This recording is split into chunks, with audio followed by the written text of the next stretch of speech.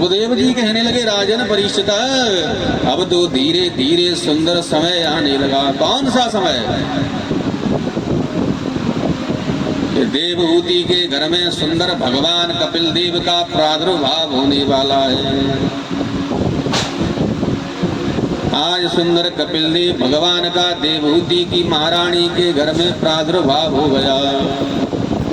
बोलिए कपिल देव भगवान की। जैसे कपिल देव का सुंदर प्रादुर्भाव हुआ तो आज सभी देवता सुंदर पुष्पों की घनघोर वर्षा करने लगे।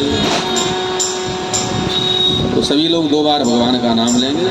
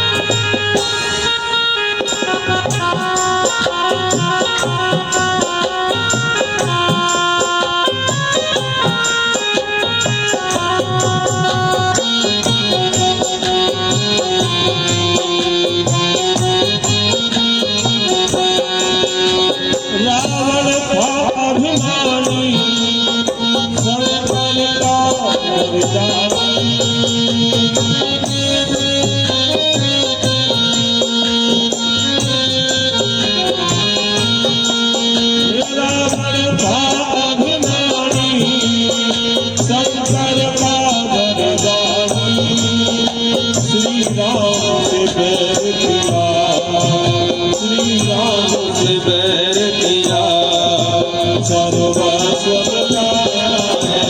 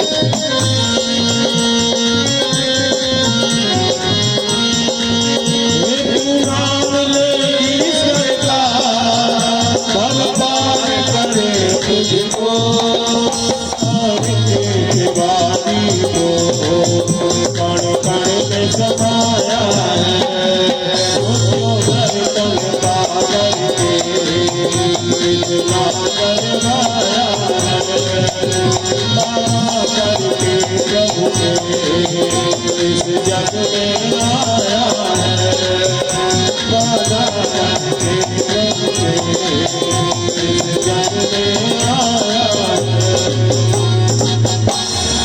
बोल गोविंद भगवान की जय हो। 5 मिनट के लिए विश्राम करेंगे। चलेंगे। बोलिए गोविंद भगवान की। सज्जनों, सुंदर अपने मन को भगवान की कथाओं में लगाओ, क्योंकि जो भगवान की कथाएं होती हैं वो हमेशा कल्याणकारी हुआ करती हैं। कि कथा जो सकल लोकहितकारी, भगवान की कथाएं हमेशा कल्याणकारी हुआ करती हैं सज्जनों।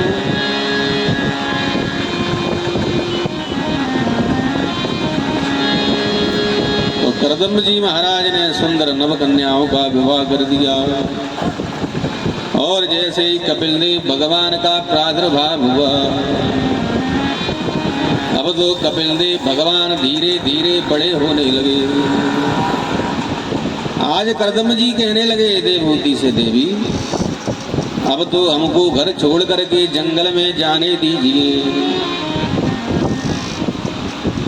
आज करदम जी महाराज घर छोड़ करके जंगल में चले गए, लेकिन कपिल देव भगवान की जो मैया देवहूति महारानी थी उनका मन घर में लगा हुआ था, क्योंकि जो मन होता है ये बड़ा ही चंचल होता है। कि चंचलाय मना कृष्ण, जो मन है ये बड़ा ही चंचल है, और मन ही सब कुछ करा देता है, सब कुछ। कि मन के हारे हार हैं और मन के जीते जी, अरे मन ही मिलावत राम सो, सुमन ही कर तू भजी। अब देखो मन ही भगवान से मिला देता है जीव को, और जो मन होता है वो ही जीव के संसार में फजियतें भी करा देता है।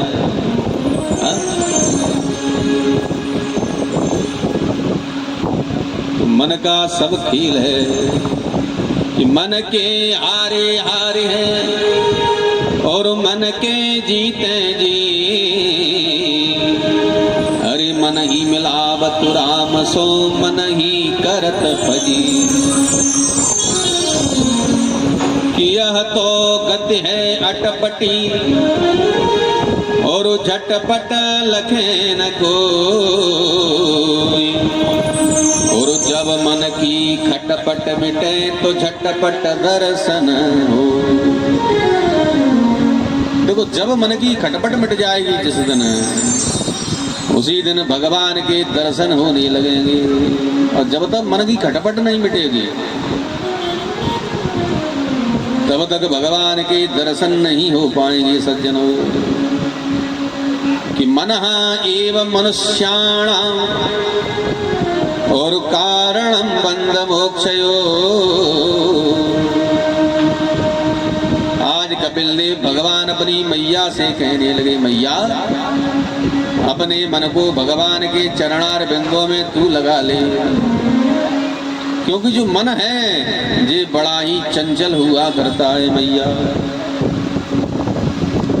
आज कपिल देव भगवान मैया को बार बार समझाने लगे, कहने लगे, मैया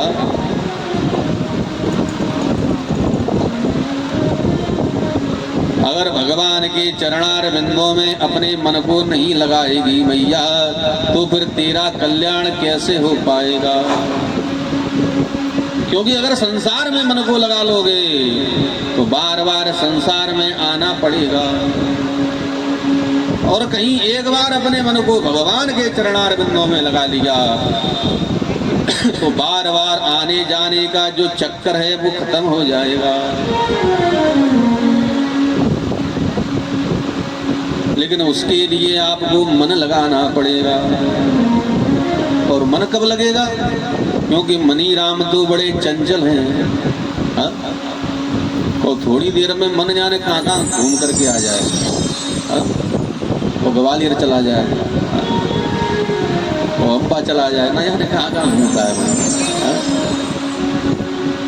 तो मन को एकाग्र करने के लिए क्या करना चाहिए कि जिता सतो जित सांसो जित संगो जितेंद्रिया।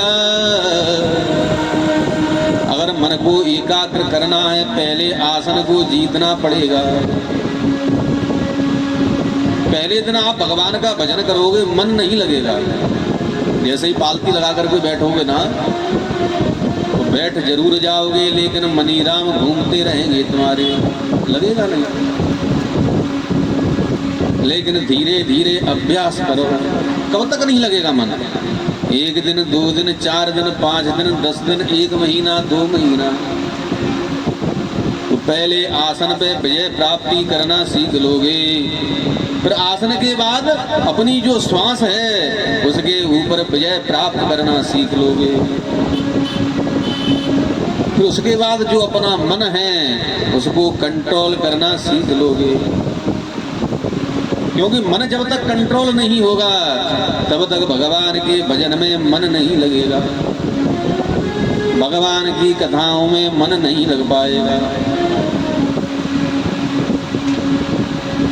इसलिए जिता ससो जित श्वासो जित संगो जितेंद्रिया। पहले आसन को जीतना पड़ेगा, उसके बाद में श्वासा को जीतना पड़ेगा। आज कपिल देव भगवान अपनी मैया को ज्ञान दे रहे हैं, बता रहे हैं, क्या कह रहे हैं कि योगस्य लक्षणं वक्षे सबीजस्य नृपात्मजे मयो येनैव विधना प्रसन्ना याति सत्पथम्। आज कपिल देव भगवान अपनी मैया से कह रहे हैं, बार बार कह रहे हैं, मैया अपने मन को संसार में से तू हटा ले। जब तक मैया संसार सागर से मन को नहीं हटा पाएगी, जब तक मैया तेरी मुक्ति नहीं होगी। लेकिन देवहूति महारानी का जो मन है वो संसार में लगा हुआ है, घर में लगा हुआ है। और वैसे देखा जाए तो जब जीव का अंत समय आता है तो घर क्या अपने साथ जाता है? मतलब घर मकान गाड़ी बंगले क्या साथ जाता है? कुछ नहीं। जीव मुट्ठी बंद करके आता है, मुट्ठी को खोल करके चला जाता है, लेकिन केवल एक चीज साथ में जाती है, वो केवल भगवान का नाम, भगवान का भजन है। कि कबीरा सब जग निर्धन और धनवंता जन को, और धनवंता सोई जानिए जग को राम नाम धन हो। क्योंकि भगवान रूपी जो धन है, भगवान के नाम रूपी जो धन है वो कभी नष्ट नहीं हुआ करता। वो जितना भगवान का तुम नाम लेते रहोगे उतना तुम्हारे साथ चला जाएगा। कि काम करते रहो नाम लेते रहो, और कृष्ण गोविंद गोपाल गाते रहो। अरे ऐसा नहीं है कि बैठ कर ही भगवान का नाम लो। अगर बैठने का समय नहीं है चलते फिरते लेते रहो, लेकिन जब तक भगवान का नाम नहीं लोगे तब तक मन नहीं लगेगा कथाओं में। कथा में उसी का मन लगेगा जो थोड़ी बहुत घर पे पूजा पाठ करता हो। तो जिसने पूजा पाठ नहीं की होगी तो उसका भगवान की कथाओं में मन नहीं लग पाएगा। तो जिता सतो जित श्वासो जित संगो जितेंद्रिय। आज कपिल ने भगवान अपनी मैया को ज्ञान देने लगे। अरे मैया, जब बालक का जन्म होता है, बालक भगवान से ना जाने कौन कौन से वायदे करता है। जिस समय मैया के गर्भ में बालक होता है तो भगवान से बड़ी प्रार्थना किया करता है, क्योंकि जो गर्भ होता है उसमें जीव को बड़ा ही कष्ट होता है। सज्जनों, गीता में लिखा है, क्या लिखा है गीता जी? गीता जी में लिखा है कि गर्भवास समम दुखम अरे ना भूतो ना भविष्यति। जो जीव मैया के गर्भ में होता है उस समय जीव को बड़ा ही कष्ट होता है।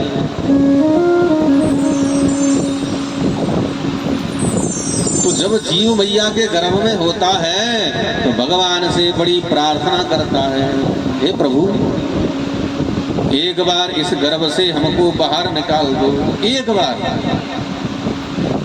बार गर्भ से बाहर निकाल दो प्रभु।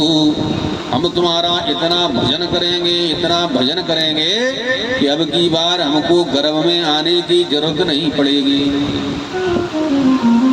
ना जाने कितने वायदे करता है भगवान से,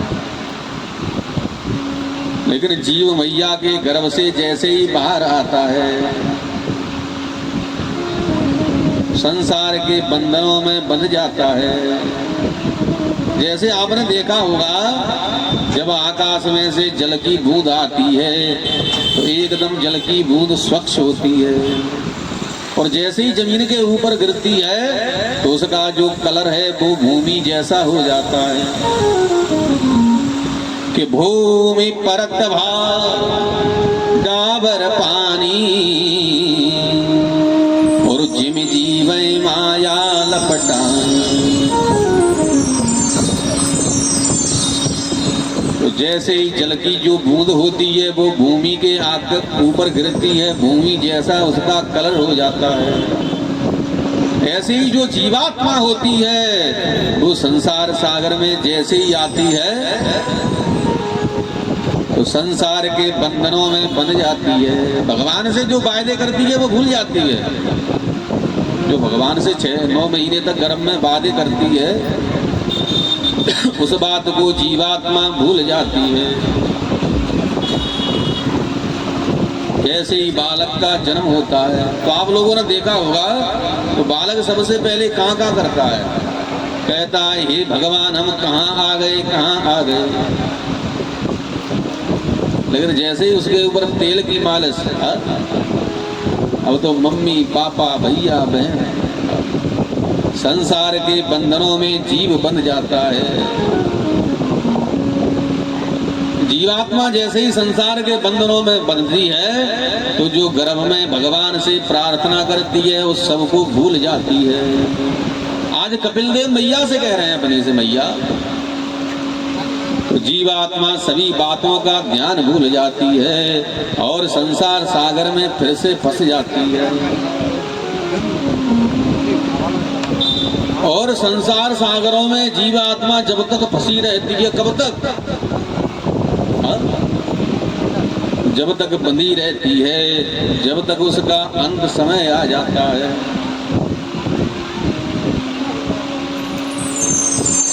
जैसे ही जब अंत समय आता है जीवात्मा का तो जीवात्मा फिर से घबराने लगती है। इसलिए कपिल देव कहने लगे मैया संसार सागर से अपने मन को हटा ले और मैया भगवान के चरणार बिंदुओं में तू अपने मन को लगा ले। अरे मैया ये संसार सागर तो झूठा है, झूठी दुनिया है, यहाँ के झूठे लोग हैं कि झूठी दुनिया से, अरे झूठी दुनिया से मन को हटा ले और ध्यान प्रभु चरणों में लगा। आज कपिल देव भगवान ने मैया से कह दिया, अरे मैया संसार सागर से अपने मन को हटा ले। आज देवहूति को सुंदर ज्ञान उत्पन्न हो गया। देवहूति का जो मन गृहस्थी में लगा हुआ था वो मन वहां से हट करके प्रभु के चरणार बिंदों में लग चुका। सुखदेव जी कहने लगे राजन परिषद, आज देवहूति का कल्याण हो गया। बोलिए गोविंद भगवान की। और कपिल देव भगवान ने भी अपने मन को प्रभु के चरणार बिंदों में लगा लिया।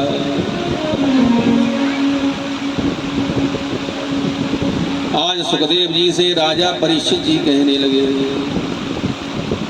अरे गुरुदेव, ऐसे ही सुंदर कथाएं हमको सुनाते रहो, क्योंकि जो भगवान की कथाएं हैं ये हमेशा जीवन में कल्याण ही कल्याण करती हैं।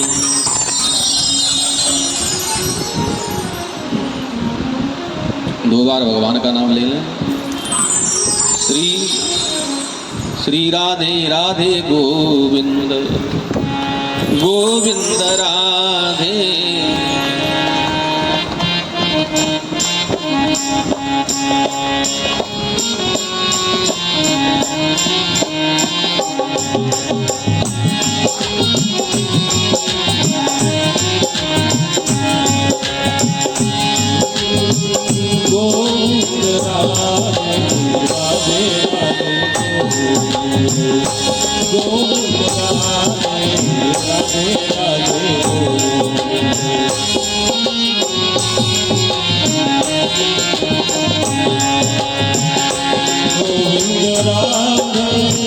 गोपाल राधे गोविंद राधे गोपाल राधे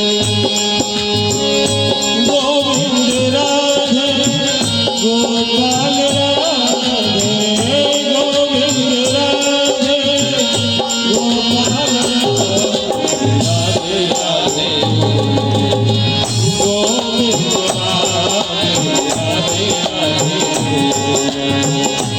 गोविंद राधे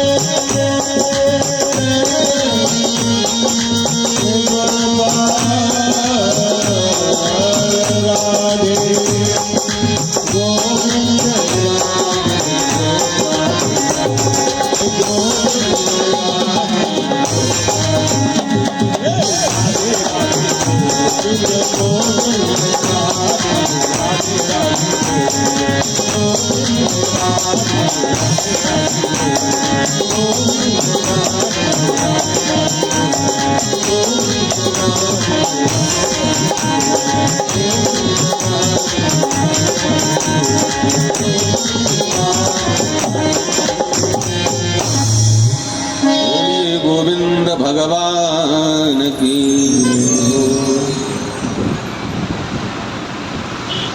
अब देखो जयकारे में तो आवाज निकलती ना है, मतलब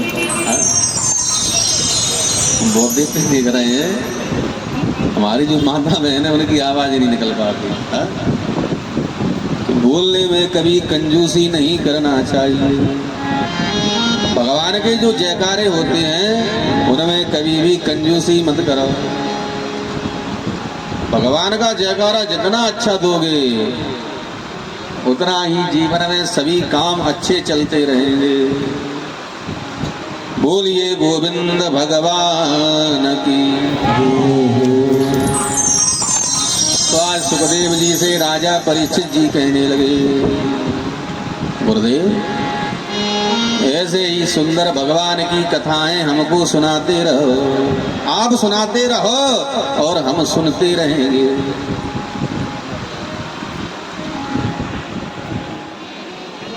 आज परीक्षित जी कहने लगे, गुरुदेव कि अत्रे गृह सुरा श्रेष्ठ स्त्रुपत्न चहि तव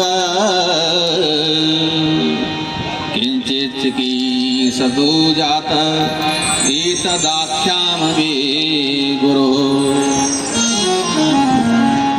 आज परीक्षित जी कहने लगे, गुरुदेव हमने सुना है कि अत्रि के घर में तीनों देवता पधारे, ब्रह्मा विष्णु और महेश। अत्रि महाराज के ऐसे कौन से भाग थे कि तीनों देवता इनके घर में छोटे छोटे लाला बन गए। आज सुखदेव जी वर्णन करने लगे, कहने लगे, राजन परीक्षित ध्यान से श्रवण कर लीजिए। जो अत्रि महाराज थे इनका विवाह सुंदर सती अनुसुईया के साथ हो गया था। चित्रकूट में इनका बड़ा सुंदर आश्रम है, आज भी है। बड़ा सुंदर आश्रम था सती अनुसुईया महारानी का। लेकिन जो सती अनुसुईया महारानी थी ये अपने स्वामी के चरणार बिंदों की बड़ी सेवा किया करती थी, बहुत ज्यादा। बड़ी ही पतिव्रता देवी थी सती अनुसुईया। और सज्जनों, जो पतिव्रत धर्म है इसमें बड़ी ही ताकत होती है, बड़ी शक्तियां हुआ करती हैं। और जो पतिव्रत धर्म है ये केवल अपने देश में है, और जो देश है वहां नहीं। केवल अपने यहाँ पतिव्रता धर्म है। एक बार क्या हुआ, एक बार विवेकानंद स्वामी जी इंग्लैंड घूमने के लिए गए। तो जैसे इंग्लैंड पहुंचे तो उन्होंने क्या देखा, उन्होंने देखा कि एक देवी कब्र के ऊपर पंखा चला रही थी, पंखा हवा कर रही थी पंखे से। स्वामी जी ने जैसे ही देखा तो स्वामी जी देवी के चरणों में जाकर के साष्टांग प्रणाम करने लगे। स्वामी जी ने सोचा कि हमारे देश में तो जब तक जिंदा पति होता है तब तक सेवा होती है, लेकिन धन्य है इन देवी के लिए जो कि मरने के बाद भी अपने स्वामी के कब्र के ऊपर पंखा चला रही है, हवा चला रही है। आज स्वामी जी ने देवी के चरणों में साष्टांग प्रणाम किया।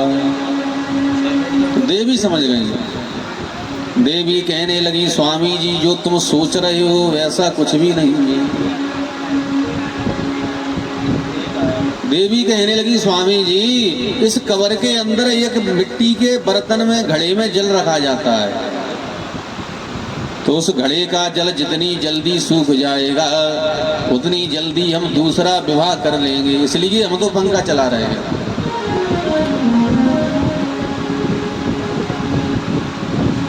लेकिन अपने भारतवर्ष में देखो,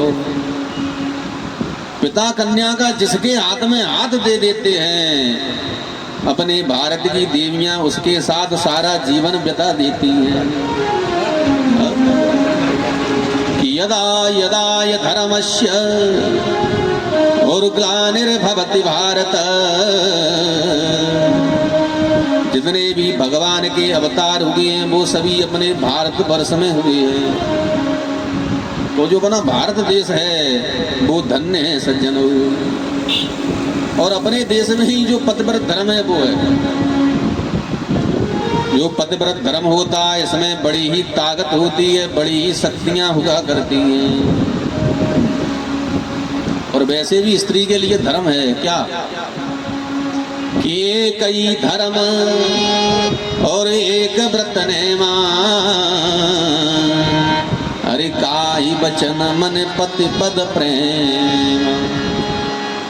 और बाबा तुलसीदास जी ने तो यहाँ तक लिख दिया, कहाँ तक कि वृद्ध रोग बस अरे जड़ धनहीना,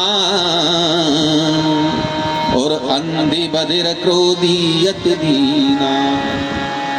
अपने स्वामी चाहे कैसे भी हों, वृद्ध हों, बूढ़े हों, कोढ़ी हों, कलंकी हों, लेकिन अपने स्वामी की हमेशा सेवा करना चाहिए। और नहीं तो बाबा ने फिर और बता दिया है क्या कि ऐसे उपत कर अरे किए अपमाना। बाबा ने कह दिया अगर ऐसे पतियों की देवियां अगर सेवा नहीं करती तो अंधे बधिर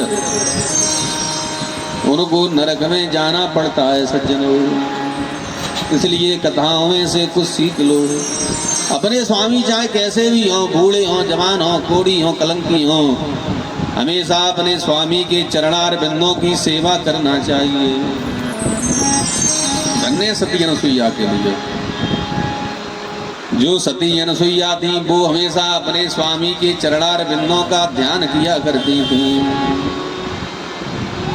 सुखदेव जी कहने लगे राजन परीक्षित, एक दिन क्या हुआ, एक दिन की बात है।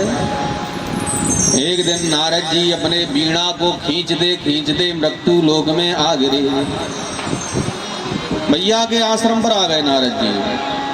आज नारद जी मैया से कहने लगे अरे मैया हमको बड़ी जोर से भूख लगने लगी।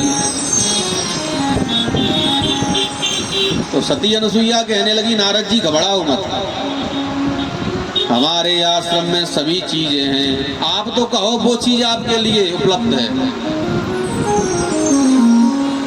आज नारद जी कहने लगे मैया आज तो हमारे बेसन का लड्डू खाने का मन हो रहा है। मैया तो पतिव्रता थी।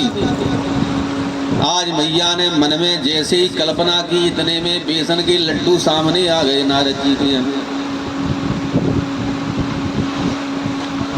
आज नारद जी ने सुंदर बेसन के लड्डुओं का आनंद लिया सज्जनों। बड़ा स्वाद था लड्डुओं में। आज नारद जी लड्डुओं का आनंद लेकर के अपने वीणा को खींचते खींचते बैकुंठ लोक में पहुंच गए। अब नारद जी को तो मैया का प्रचार करना था। आज नारद जी जैसे ही बैकुंठ लोक में पधारे इतने में लक्ष्मी जी कहने लगी आओ नारद जी बैठो, जलपान कर लो, भूखे हो गए। आज मैया ने सुंदर पकवानों की थाली नारद जी के सामने परोस दी। आज नारद जी ने सुंदर पकवानों का जैसे ही स्वाद लिया तो नारद जी कहने लगे मैया जो हमने मृत्युलोक में सती अनुसुईया के हाथों से लड्डू खाए थे वो स्वाद था, वो स्वाद आपके पकवानों में नहीं है मैया। और लक्ष्मी जी सोचने लगी मृत्युलोक में ऐसी कौन सी देवी है हा? जिसके हाथों में हमारे हाथों से ज्यादा स्वाद है। आज नारद जी को तो प्रचार करना था मैया का, इसलिए नारद जी ब्रह्माणी के पास पहुंच गए, फिर नारद जी रुद्राणी के पास पहुंच गए। सभी से कह दिया कि मृत्युलोक में जो सती अनुसुईया हैं वो बड़ी ही पतिव्रता देवी हैं।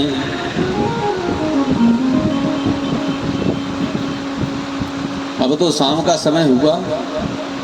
शाम होते ही तीनों देवता अपने अपने घर लौट करके आ गए, ब्रह्मा विष्णु और महेश। जैसे ही तीनों देवता लौट करके अपने घर पधारे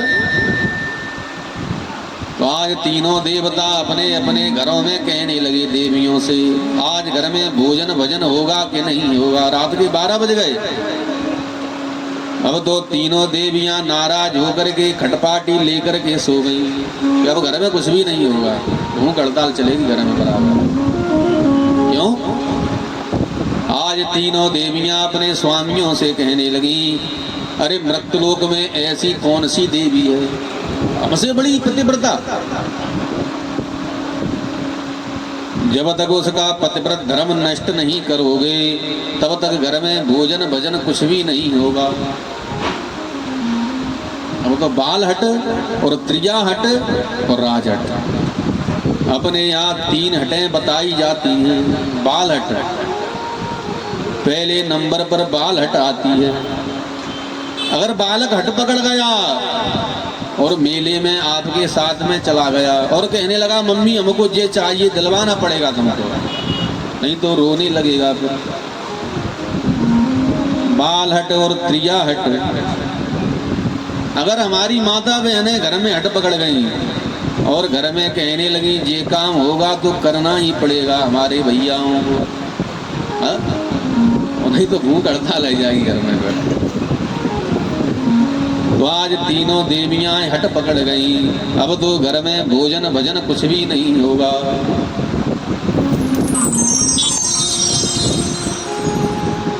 आज ब्रह्मा विष्णु महेश तीनों देवता मैया के दरवाजे पर संत का रूप धारण करके पहुंच गए। सज्जनों,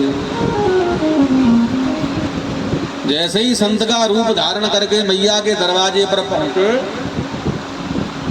तो आज तीनों महात्मा मैया के दरवाजे पर जाकर के भिक्षा मांगने लगे। देखो पतिव्रत धर्म में कितनी बड़ी शक्ति होती है। जो सारे संसार को चलाने वाला परब्रह्म परमेश्वर है, वो मैया के दरवाजे पर जाकर के भिक्षा मांगने लगा कि भिक्षाम देहि, अरे भिक्षाम देहि।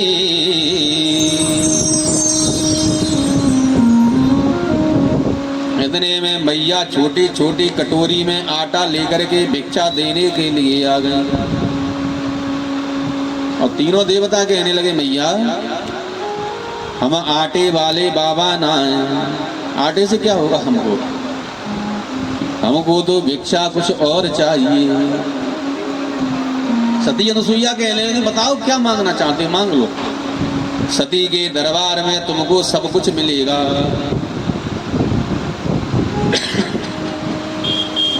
आज तीनों देवता कहने लगे मैया अगर हमको देना चाहती हो तो अपना दुग्ध पान करा दो मैया। जैसे ही दुग्ध की बात की तो सती अनुसुईया बड़े आश्चर्य में पड़ गई। सती अनुसुईया सोचने लगी अगर हमने दुग्ध पान करा दिया संतों को तो हमारा पतिव्रत धर्म नष्ट हो जाएगा, और कहीं संतों को दरवाजे से वापस कर दिया तो हमारा जो गृहस्थी आश्रम का धर्म है वो नष्ट हो जाएगा। आज सती अनुसुईया महारानी बड़े ही धर्म संकट में पड़ गई। सज्जनों, अब क्या करें, क्योंकि शास्त्रों में लिखा है, क्या लिखा है, अतिथि देवो भव। अपने दरवाजे पर जो अतिथि आता है उसको दरवाजे से कभी वापस नहीं करना चाहिए। जैसे तुमने किसी का न्योता किया, किसी का निमंत्रण किया तो उसको तो तुमने घर में बुलाया है, लेकिन जो बिना बुलाए अपने दरवाजे पर आ जाए उससे बड़ा अपना भाग्य और क्या हो सकता है। अतिथि देवो भव, जिसकी आने की कोई तिथि ना हो, जिसका आने का घर में कोई समय ना हो, ऐसा व्यक्ति अगर तुम्हारे दरवाजे पर आ जाए तो उसको सुंदर भोजन कराना चाहिए, उसका मान सम्मान करना चाहिए। तो आज सती अनुसुईया महारानी बड़े ही धर्म संकट में पड़ गई। सोचने लगी कहीं जे महात्मा हमारे दरवाजे से वापस चले गए तो हमारा गृहस्थी आश्रम का जो धर्म है वो नष्ट हो जाएगा। इसलिए आज सती अनुसुईया भगवान का, अपने स्वामी के चरणार बिंदों का ध्यान करने लगी। कहने लगी कि मनसा वाचा कर्मणा, अरे जो पति हो आधार। अगर मैंने मन वाचा और कर्मणा से अपने पति के चरणार बिंदों की सेवा की हो कि तीनों महात्मा जो बड़े बड़े हैं कि छोटे छोटे लाला बन जाएं। जैसे ही जल के छींटे दिए तो ब्रह्मा विष्णु महेश तीनों देवता छोटे छोटे लाला बन गए। आज मैया के आंगन में झुनुक झुनुक खेलने लगे। मैया सुंदर दुग्धपान